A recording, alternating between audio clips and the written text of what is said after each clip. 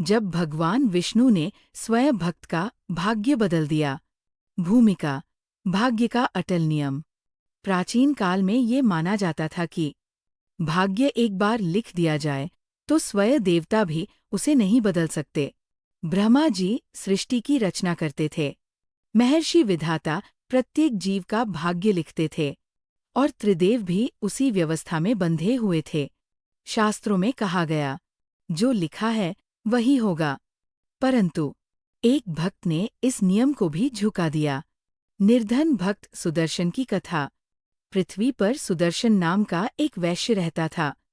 उसका जीवन अत्यंत कष्टमय था। घर में दरिद्रता, शरीर में रोग, समाज में अपमान, परिवार में निरंतर दुख। लोग कहते थे, इसके भाग्य में सुख लिखा ही नहीं। वास्तव में विधाता ने उसके भाग्य में लिखा था जीवन भर संघर्ष और पीड़ा। एक विशेष बात, बिना मांग की भक्ति। इतने दुखों के बावजूद सुदर्शन के मन में भगवान के प्रति कोई शिकायत नहीं थी।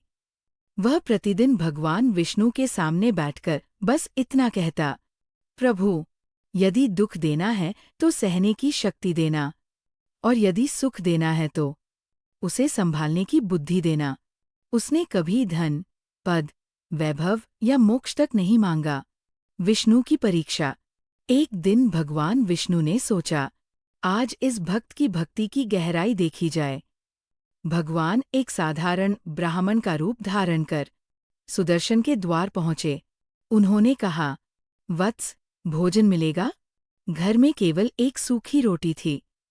सुदर्शन ने बिना संकोच वही रोटी प्रभु को अर्पित कर दी।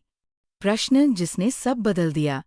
भोजन करते हुए भगवान ने पूछा, यदि मैं तुम्हें अपार धन, सुख और ऐश्वर्य दे दूं, तो क्या तुम मुझे भूल जाओगे? सुदर्शन ने सिर झुकाकर उत्तर दिया, यदि मैं आपको भूल गया, तो सब कुछ पाकर भी मेरा जीवन व्यर्थ हो जाएगा। ये सुनकर भगवान विष्णु अंतःकरण से द्रवित हो गए। वैकुंठ में भाग्य को लेकर विवाद। अत्यंत दुर्लभ प्रसंग। भगवान विष्णु वैकुंठ लौटे। वहां विधाता उपस्थित थे। भगवान बोले, इस भक्त का भाग्य बदला जाए। विधाता ने विनम्रता से कहा, प्रभु, इसके भाग्य में परिवर्तन संभव नहीं। जो लिखा गया है वही चलेगा। देवता भी मौन हो गए। विष्णु का दिव्य वचन। भगवान विष्णु गंभीर स्वर में बोले, जहाँ कर्म समाप्त हो जाता है वहाँ भक्ति प्रारंभ होती है, और जहाँ भक्ति होती है वहाँ भाग्य केवल एक रेखा बनकर रह जाता है। भाग्य बदलने का दृश्य बहुत कम लोग जानते हैं। भगवान विष्णु ने स्वयं अपना सुदर्शन चक्र उठाया और विधाता के लिखे भाग्य लेख में परिवर्तन कर दिया। ये दृश्य देखकर ब्रह्मा जी स्तब्ध रह गए। देवता नतमस्तक हो गए। शास्त्रों में तभी कहा गया, भक्ति भाग्य से भी बड़ी शक्ति है। पृथ्वी पर परिवर्तन।